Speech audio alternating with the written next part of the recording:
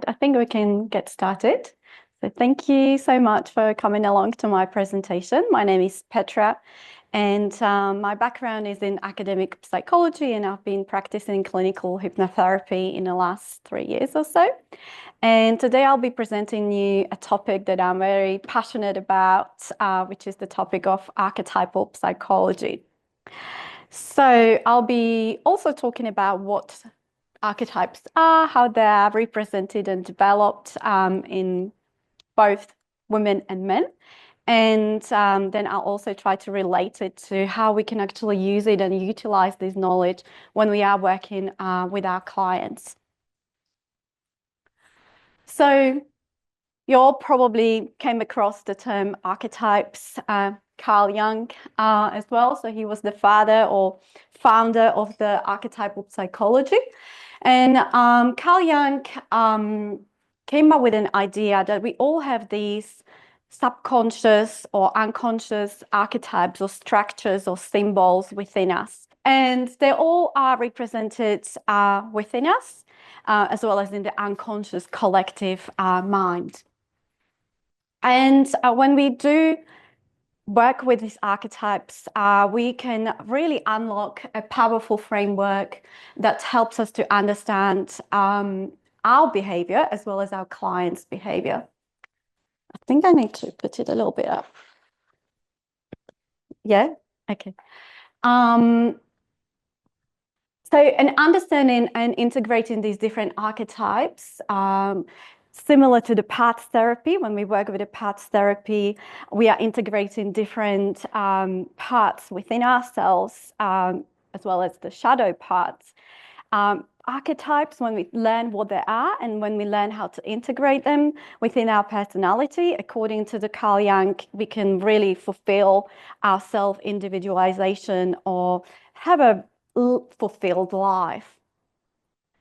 So today I'll be talking about the feminine and masculine archetypes. So Carl Jung described them as the anima or the animus. So just to give you an overview, there are different archetypes for the men and different archetypes for the women. So Carl Jung mostly focused on the work around men. So he identified 4 archetypes, such as boy, magician, warrior, and king.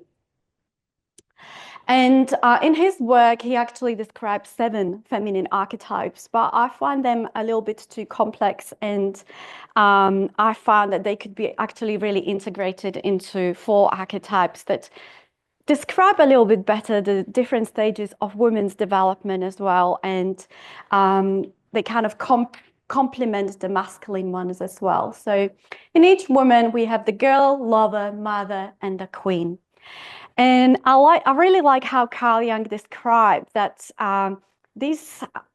when we have our physiological body, we have organs, and the organs, when they are functioning well, we physiologically are functioning well as well. And these archetypes are almost the organs of our mind. So when these archetypes are balanced, when they're working well, we are also psychologically well, and our well-being is not being compromised. So let's dive in to these archetypes and what they are. And we're going to start with the feminine archetypes. So the first one is the girl. And we all have the girl archetype within us because it's the first archetype we come across with. It's the one we are born with. And the girl represents youth, independent, innocence, curiosity, openness, joy, lightheartedness. A girl has an open heart. She has sometimes a naive perspective of the world because she hasn't reached the maturity quite yet. She's oftentimes constricted by the family rules, by the cultural rules. She is the daughter of her parents. She really fulfills her duty as her daughter. Her weaknesses could be that she might suffer from a low self-esteem. Sometimes she doesn't really have the ambition in her life. She's unable to complete projects also. She has lack of boundaries, doesn't know how to regulate her emotions. She has a resistance to taking responsibility. She's dependent on other people. And oftentimes she hasn't got that connection to her sensuality or her sexuality as a woman because she hasn't moved to the other stage from this specific archetype. When a woman doesn't have the girl archetype, that's oftentimes the case as well. She feels like life is too hard. She feels like she has so much burden on her shoulders. There's no one else to help her, to support her. Because when a woman has the girl archetype integrated within herself, it's really easy for her to receive things, receive gifts. People naturally just want to help her because she's just so sweet and so innocent. So it's very important for the woman to keep this archetype within us, regardless of our age or chronological age. Each archetype has a shadow. So shadow part is the one that we are trying to repress within ourselves. And it is the kind of more darker or the negative side. Oftentimes when we trying to repress an archetype, sometimes it might manifest itself in a shadow. So the opposite of the nice, beautiful, lovely, joyous girl would be, I would call her the bad girl, the bad of the shadow. She's entitled, she's the rebel. She could be overly promiscuous. She could be quite overly sexual, but not in a kind of nice, sensual way as the lover archetype does, which is the next one. But she is provocative. She wants to grab the attention. Her life could be full of drama, full of gossip, full of complications. She's oftentimes in her victim mode as well. And she kind of enjoys being in that victim mode and doesn't want to grow up. She could be competitive, unable to connect with other women. She sees other women as competitions, and so on. Famous people of the girl archetype would be, for example, Princess Diana. She was so adored by many. She was super sweet, but also she was a victim of her circumstances, and she couldn't really fight or stand up for herself. Another archetype, another famous person would be Brigitte Macron. She's the wife of the French president. She's 20 years younger than him, but she has this kind of radiant, youthful presence around her. And that's how we can often recognize this archetype in women. It's that radiant and youthful presence. Also, it's very important to mention, these archetypes exist on a spectrum. So the purpose of this knowledge is not to categorize and box people into categories, but to perhaps identify the stages where they could be at and identify the spectrum as well. So the second archetype, as I mentioned, is the lover. So once a girl grows, she becomes more connected with her sensuality, she can develop the lover archetype. So the lover is all about passion, sensuality. She's extremely creative and energetic woman. Life is all about pleasure. She enjoys pleasure. She enjoys taking a bath, having a nice makeup, going for massages. Appearance and beauty is very important for her. Love, she's a hopeless romantic. She loves being in love. She seeks love wherever she goes. Emotional connection is also very important for her. And this archetype can have if it's in a mature form, can have a lot of healing qualities or energies around her. So lover could be a really good healer because she's able to connect to other people and empathize with them. The weakness is that oftentimes the lover is not being perceived seriously in professional careers because of her magnetism or her sensual nature, and also because of her sweetness. She might have issues with relationships oftentimes. She doesn't know how to set boundaries. She oftentimes seeks the excitement in relationships as well. So it could be really difficult for her to find that committed partnership. And oftentimes she might have issues with finances because she likes to spend and splurge a lot as well. When a woman doesn't have the lover archetype within herself, or when she lacks it, life feels very dull. She doesn't have energy. She feels, again, like everything's very difficult. She lost a sense or touch with pleasure. She might have issues with libido. She feels like our life is too full of responsibilities rather than the pleasure side as well. She oftentimes stops looking after her appearance, or it's not as important for her. Okay, we're back. And when she is in her shadow, I like to call the shadow the witch. So there are two sides to the witch. So the witch can either use her magnetism. Oh, I don't know what's happening there. She can use her magnetism to manipulate, to control others, to get what she wants, without caring what other people, how it might hurt or affect other people. She becomes judgmental. She can become provocative.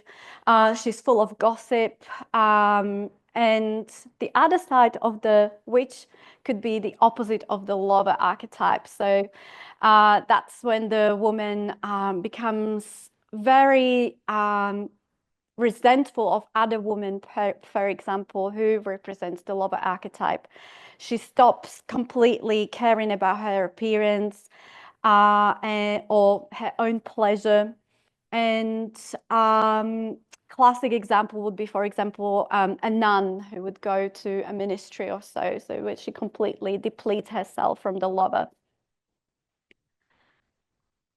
Classic famous people, of course, the icon Marilyn Monroe would be an example of a lover archetype, or any kind of sensual woman, Monica Bellucci, Beyonce, Salma Hayek, all these kind of magnetic women will be classic prototype of this archetype.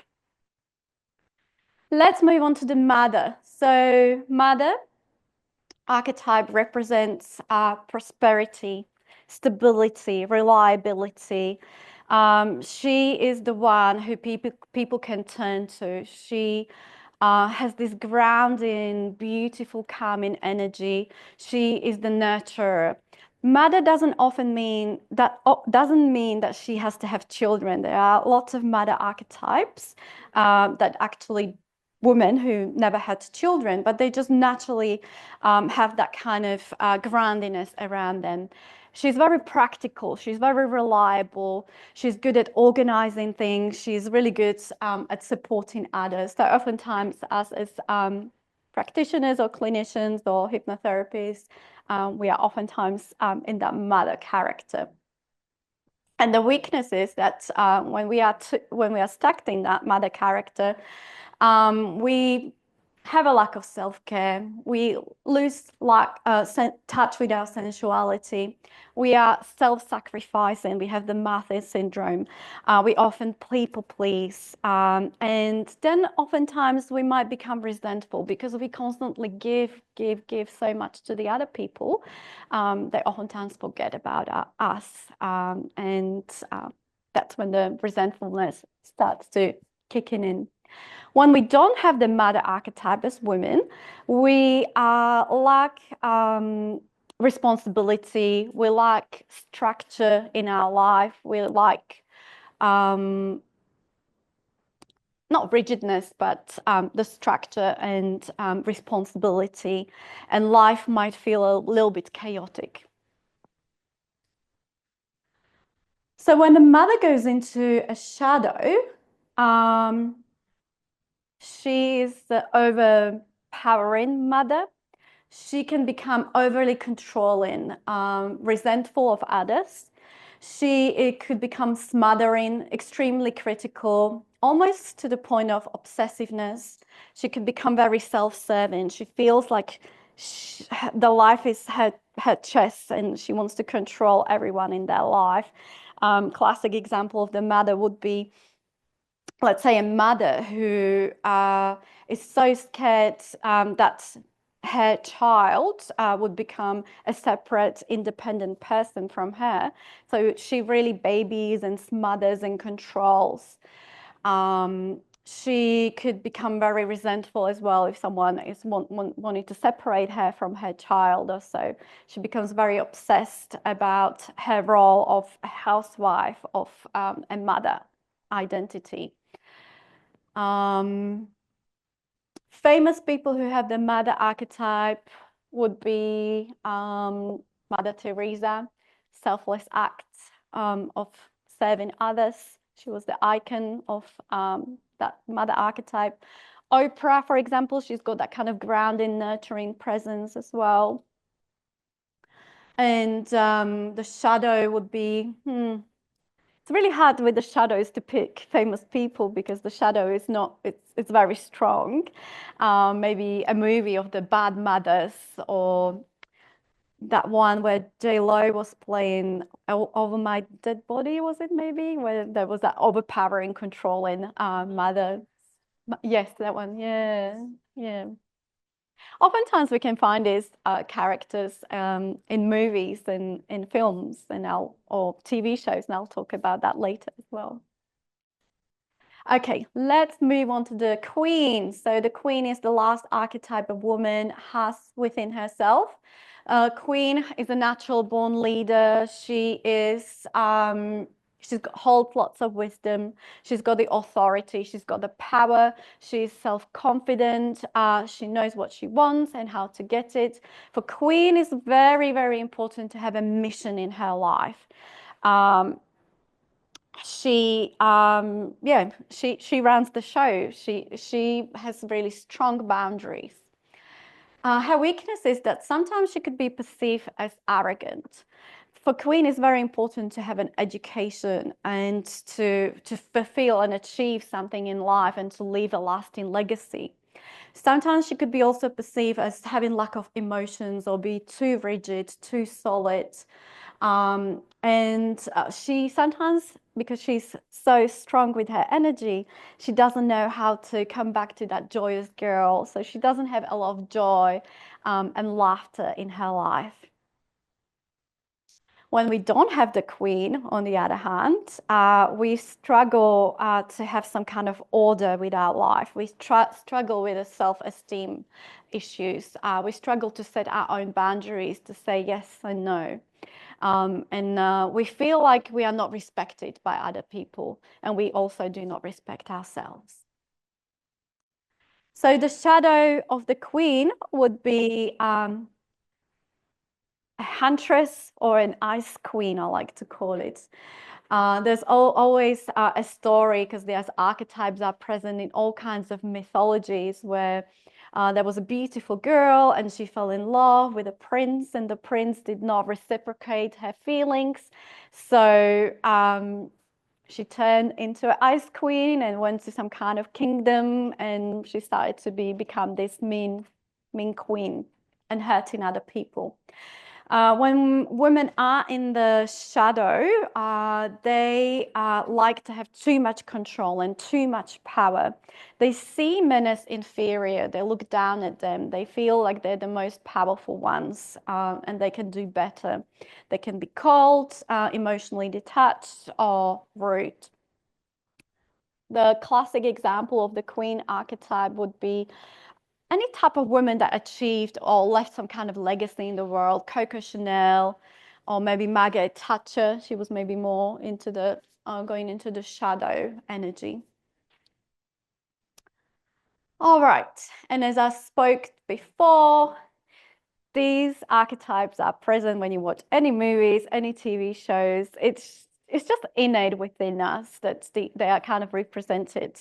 There's oftentimes, even in your friendship circles, you might look into, and it always comes in four, where there's four women, and each woman represents this different archetype or has one that is strongly developed within herself. So we have Miranda. What do you reckon? What's her archetype?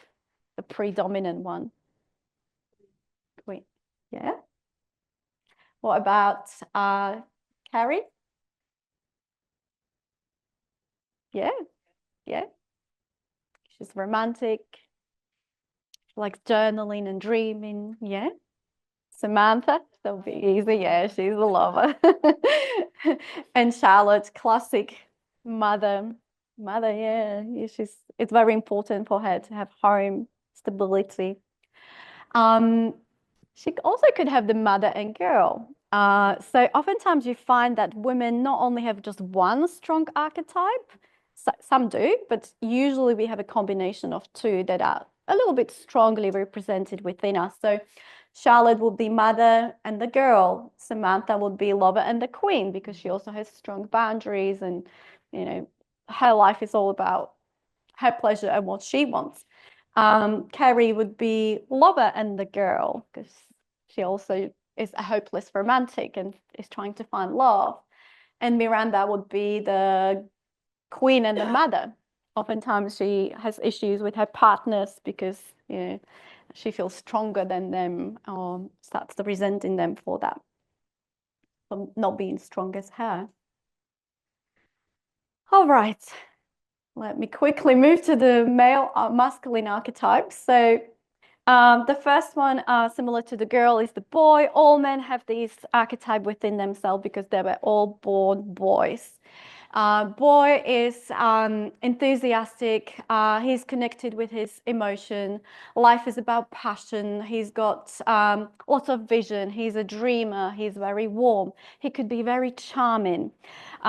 He is fun. He's romantic. That's the type of man who would come and give you flowers, take you on beautiful dates, tell you all the beautiful things you want to hear.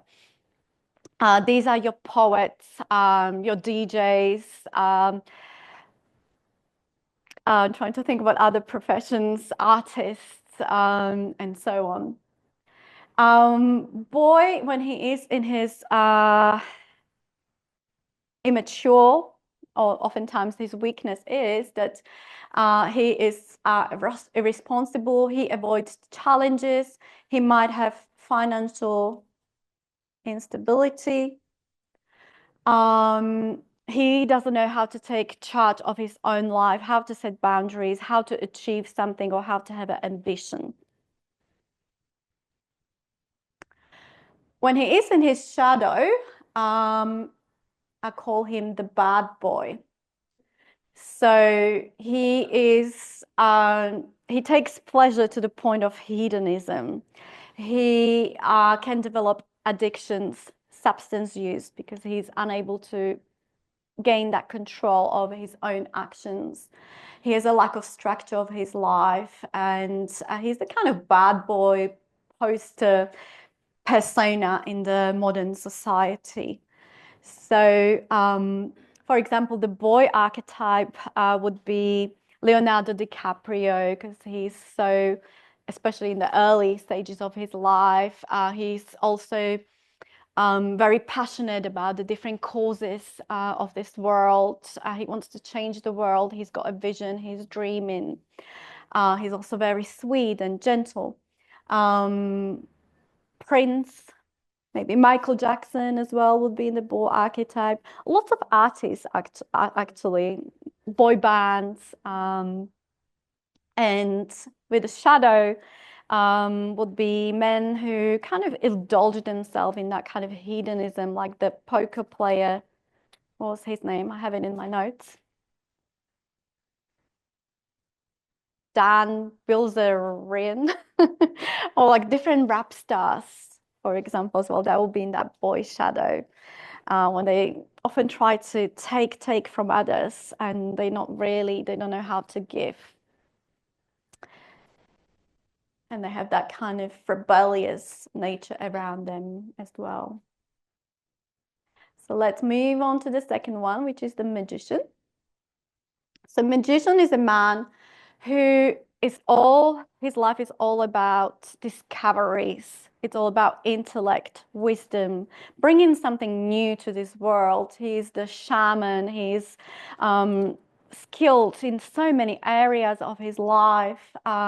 He's got so much insightfulness. It's very important for him to have some kind of mission, to make some kind of discoveries, to be known in his field. So for example, lots of hypnotherapists would be in this area, lawyers,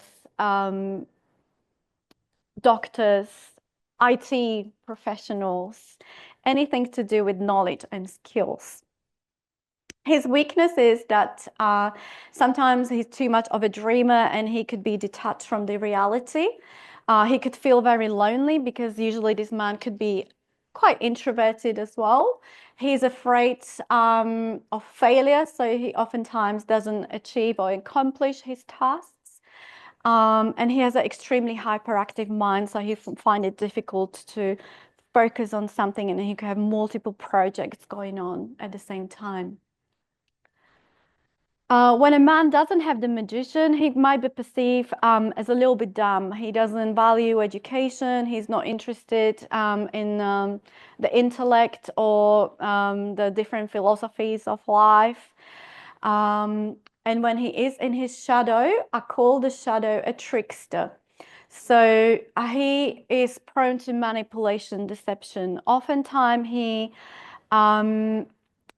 hasn't quite developed his knowledge, or he didn't pursue his knowledge, so he tries to trick people that he does have that knowledge. He might be arrogant, self-important, disconnected from other people and their emotions. Classic example would be Tinder swindler, for example, where he was again just trying to gain something from the women through manipulation, and he didn't really respect them. Catch me if you can type of character. When he's in the light or healthy development, could be Leonardo da Vinci, Steve Jobs, Elon Musk, any kind of man who brought this invention to this world. Let's move on to the third archetype, which is the warrior. The warrior is an interesting character because it's the kind of classic masculinity, or what is being perceived warriors are represented within men. And oftentimes I think, especially in this day and age, men are being perceived as the toxic masculine, or so if they have some traits, let's say, of the warrior, especially if it goes into his shadow. He is very energetic. He's got lots of resilience. He is the doer. He's got courage. He's got so much drive, assertiveness. He wants to protect others. This is the type of man who, you know, wakes up at 5 a.m. and goes to the gym and then I don't know, something on his laptop. Then he's got multiple side hustles, and he really thrives from achieving things in his life. He's the type of man who could, you can put him in the middle of the desert or a foreign country and he would develop his own business, do different startups. He's a real hustler. His weakness is either he could be emotionally detached, he could be opinionated, he pushes the boundaries beyond his limits. He doesn't know how and when to stop. He's demanding authority and loyalty. His energy could be a little bit too much. The classic kind of toxic masculinity that we would describe in modern day. The shadow is the sadist. So he is aggressive. He doesn't know how to control his anger. He's intimidated, ruthless. He really hates people who are powerless. He could be a bully. A classic example of the shadow archetype would be in any kind of movies when we have these ruthless soldiers. For example, oftentimes, not oftentimes, but when we think about soldiers and how they train soldiers, if they want them to have a really strong warrior archetype, they try to make them detach from their own emotions. So, for example, in the Nazi training, the way they would train the soldiers would be they would give them puppies or dogs to develop some kind of emotional attachment to them, and then they would ask them to kill it. So that's how they train and develop these strong warriors, or the shadow warriors, because the shadow warrior is extremely powerful and it can be very dangerous for the society. When he's in his light archetype, or when he's in his mature potential, it will be classic entrepreneurs or athletes, that Navy SEAL. Oh, I have such a bad memory for names. David Goggins or Tony Robbins, Richard Branson. These are like men who like to have, multiple hustles. They can really create businesses and become very successful. Some of them would also use the magician archetype. For example, Tony Robbins would not become who he is if he didn't have that intellect and the power of the magician. So the last one is the king. Similar to the queen, he's a natural born leader. He is the protector of the tribe. He is very fair. He has a vision, responsibility, routine, regime, confidence is the key elements of this archetype. King, he wants to lead, but because he wants to help other people. He sees himself as the protector. He wants to be in power as well. It's very important for king to have a power. Sometimes it could come across as too rigid, similar to the warrior, not having enough emotions or being disconnected from that boy energy. And he's this strong instinct for survival, and he's too rigid, too cold. When man doesn't have the king, he's unable to accomplish his project. He's unable to be perceived as the leader, for example, of his field. He doesn't know how to take responsibility and take charge of his own life, of his family. In his shadow, he also seeks power, but he just wants to have this power, and he demands it rather than seeking the power through helping other people and becoming the healthy, fair father figure or leader. He just demands it, and he wants the power regardless. He's abusing the power oftentimes. He's disconnected from the well-being of those he leads. He could be perceived as ruthless. So a good example of a light archetype would be Martin Luther King, Jordan Peterson, for example, to some example as well. He wrote the 10 rules of life. Life is all about the rules, and he likes to be perceived as the leader and helping others. And when the king is in the shadow energy, could be, for example, that kind of tyrant in the world, Hitler, Putin, Saddam Hussein, this kind of strong man that could be very detrimental to the society. And they really enjoy being in that power regardless, and they want to be in that power. And yeah, regardless of what it takes. So it's important to acknowledge that we all have these archetypes within us to some extent or the others. And when we are working with clients, it could be a helpful tool to perhaps identify, what stage of their life they're at, what is the presentation of their problem, and channel it into the knowledge of archetypes. So if someone comes to you with the self-esteem issues, rather than working on the self-esteem, we can work in metaphors, which we often do in hypnotherapy, where we can channel the queen energy. If someone comes, because there's so many aspects of the self as well, when someone comes with lack of self-confidence, we can identify whether it is self-esteem or whether it is the self-value or the self-love or the self-care. And then we can identify what archetypes these attributes fall under. So if a woman comes to you who's strongly in her mother archetype, and she's forgotten about the self-care and the self-love, rather than talking about these abstract terms, we can ask her to, or work in terms of channeling the lover archetype within her.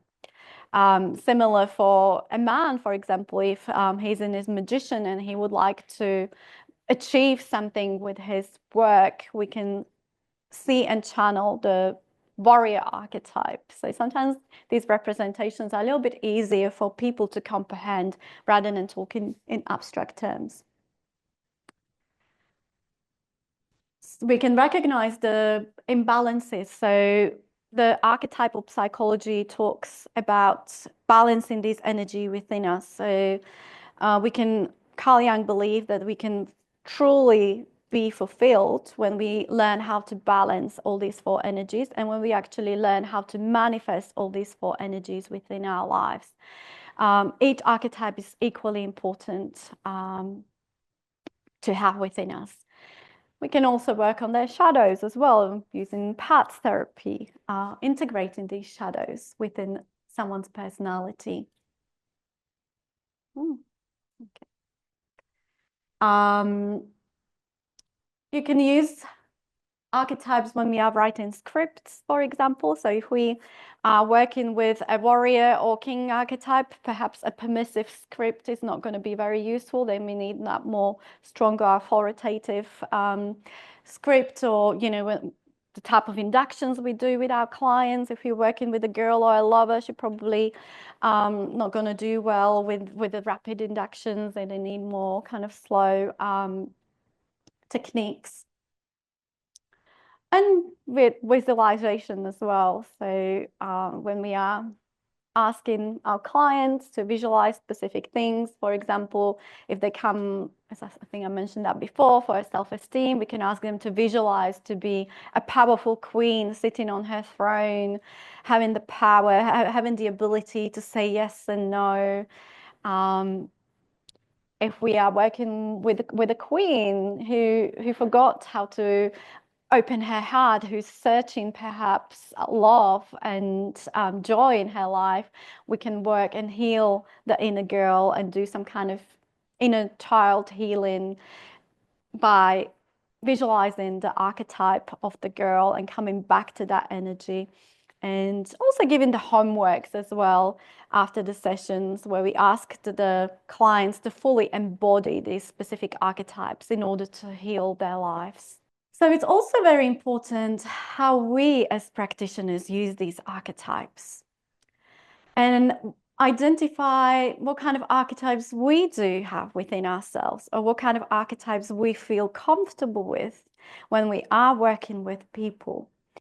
And how is our archetype influencing our session? How are we perhaps judging or assessing other people through the lens of our own predominant archetype?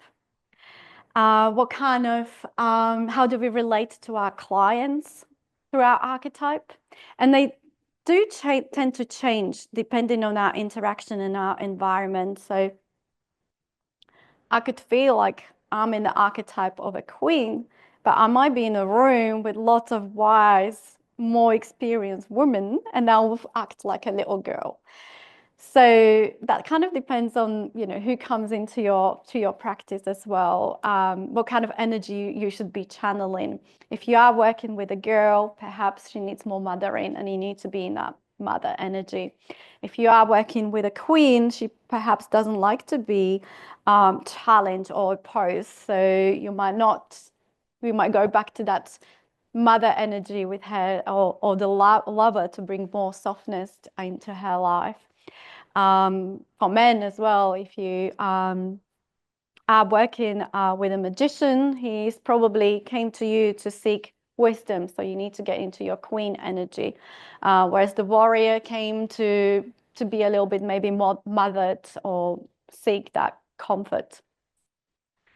And also depends, you can kind of match your niche, or I call it the soulmate clients, based on your archetype and who you actually like to work with. Do you enjoy being in the mother archetype, and perhaps you enjoy working with girls who need that guidance, that mentoring, or perhaps that's not really your clique, and you can't really work with girls because you enjoy working with women who are already taking that step to their personal development, and they are already in a professional field, and you just like to further develop that.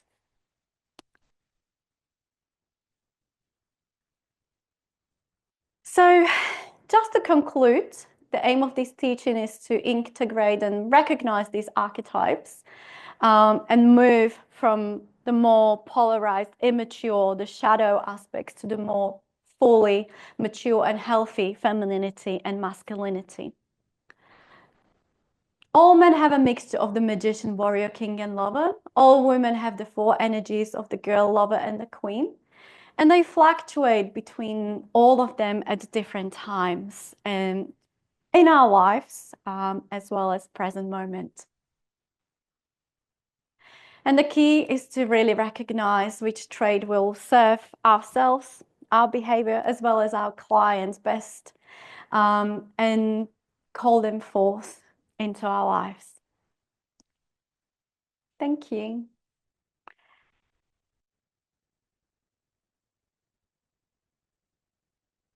And if you would like to know or have a bit of a fun to find out what your archetype is, feel free to go on my page and complete a quiz. There's a one for men and women as well, so feel free to share it and test your loved ones as well if you are interested.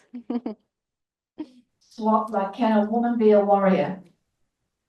This is a good question. Yeah. So they do interact with each other. So the equivalent of the warrior for the feminine would be the queen.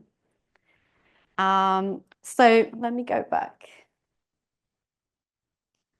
So each of these archetypes, they are for both masculine and feminine. Some of them are more masculine and some of them are more feminine. So, it's too much clicks in there. Oh, that works better. Oh. So the girl and the lover is more feminine, or what we kind of tend to perceive as classic femininity, and the boy magician also have that more feminine energy, or the yin. And the king and warrior is more masculine, and also the mother and queen hold more masculine energies within themselves. So the mother would be a little bit more equivalent to the king, the kind of grounding, practical presence. The boy and the girl would be in the same energy, and the lover and the magician, well, lover and warrior might be the same as well. They all have different elements as well, in terms of the earth, fire, water. So the warrior is the fire, and the lover is the fire as well. The queen is the earth, the magician is the earth. So they do interact. It's more in-depth topic in terms of the synergy.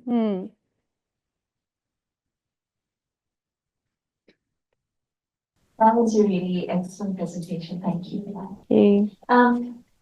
You were saying when working with the clients, once you decide for what their archetype is, as a professional, you would want to adjust your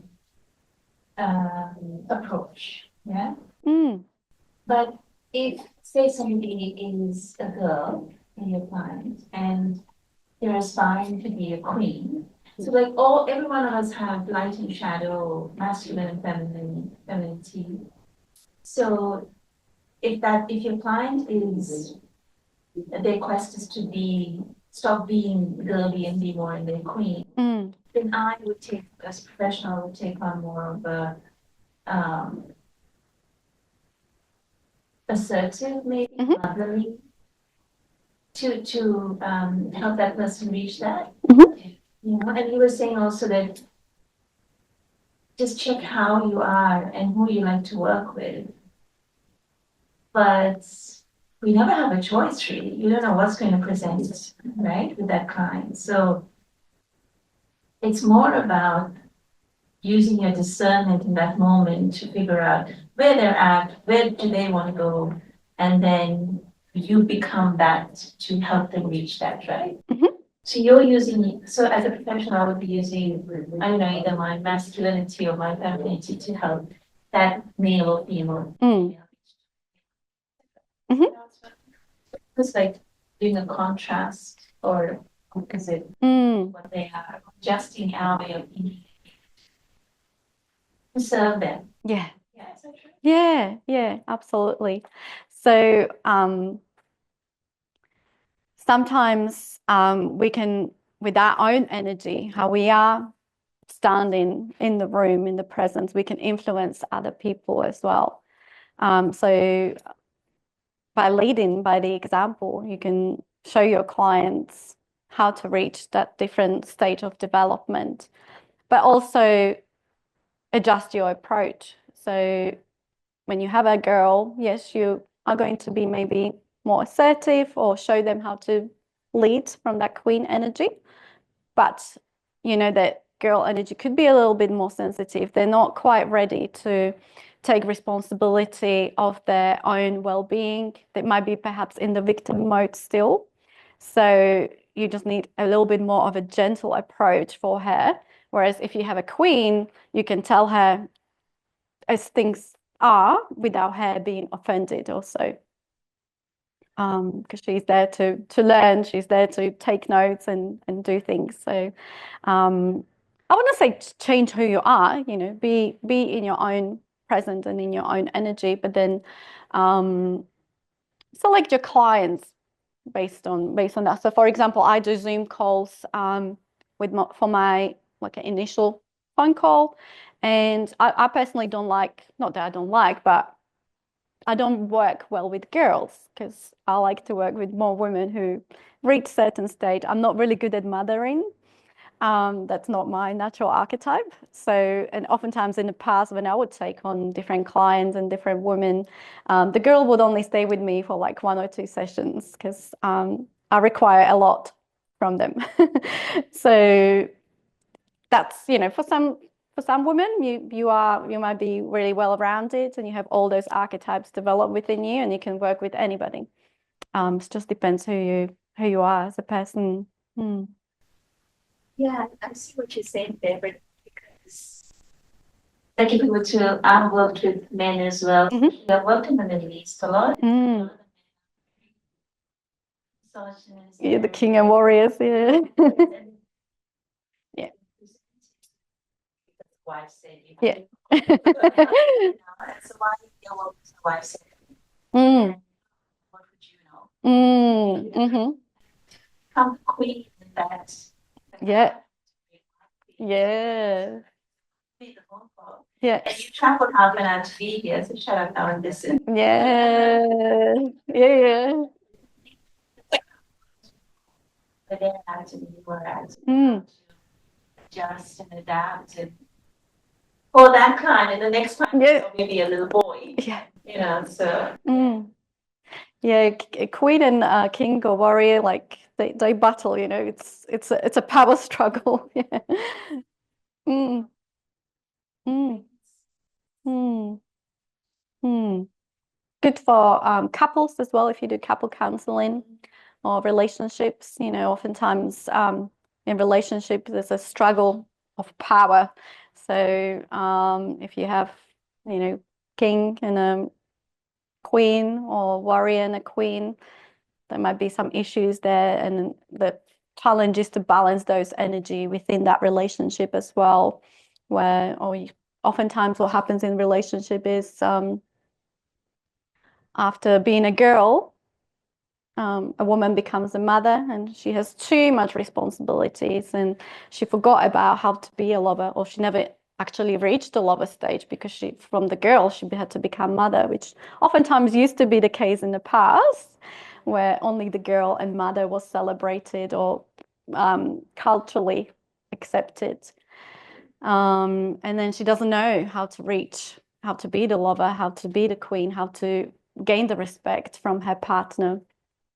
And the partner oftentimes, because the mother has everything on her shoulders, she's organized, and he becomes the boy because he's very comfortable in that kind of position. He doesn't have to do a lot. So learning how to balance those energies, to ask the mother to learn how to be more, come back to the girl or the softer lover, and for the mom to step up and channel his king and warrior could be also very helpful for relationships.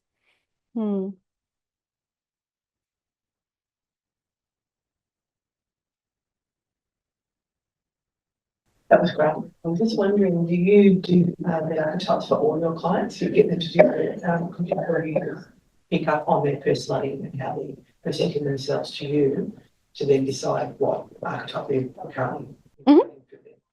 Yeah, usually. I mean, sometimes I do get them to do the quiz just so that they can identify it for themselves and see it. But mostly, yeah, I usually tend to psychoanalyze when I'm working with someone and see what kind of stage they're at. And then again, I always have to be mindful it's through a lens of me, of who I am. You know, sometimes I can have someone and I might perceive them as the mother or as the queen or as the girl, but someone else would perceive them differently. It's just our interactions, how we work together in this partnership, let's say, right?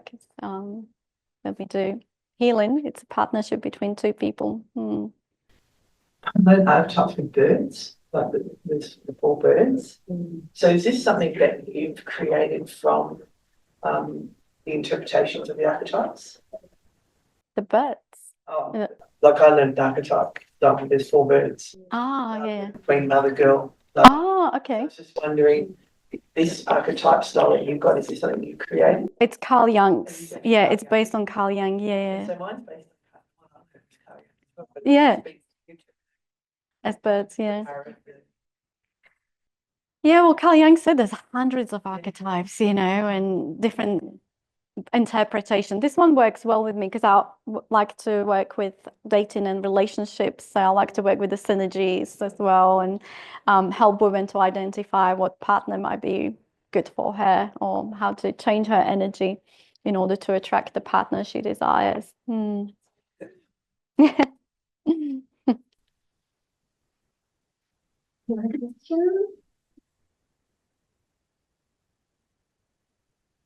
My last question. Yeah. Can I send my husband to you? Right down the bottom.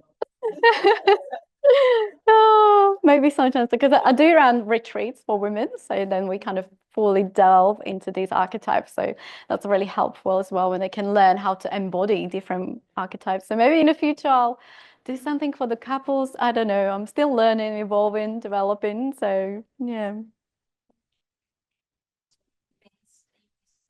Yeah, in Port Melbourne. So you're retreating. Yeah. Oh, so actually I run next weekend in Torquay and Torquay in Victoria, in where is it? Close to Geelong. Yeah. Let me know if you're interested. Come in along. I love family constellations. Yeah. We in Bali as well. I ran some in Bali, so next year there's going to be one in Bali again. Yeah. So. Yeah. Go on my page and sign up or get in touch with me through socials. And yeah, we can stay in touch. Any questions online? Thank you. Thank you.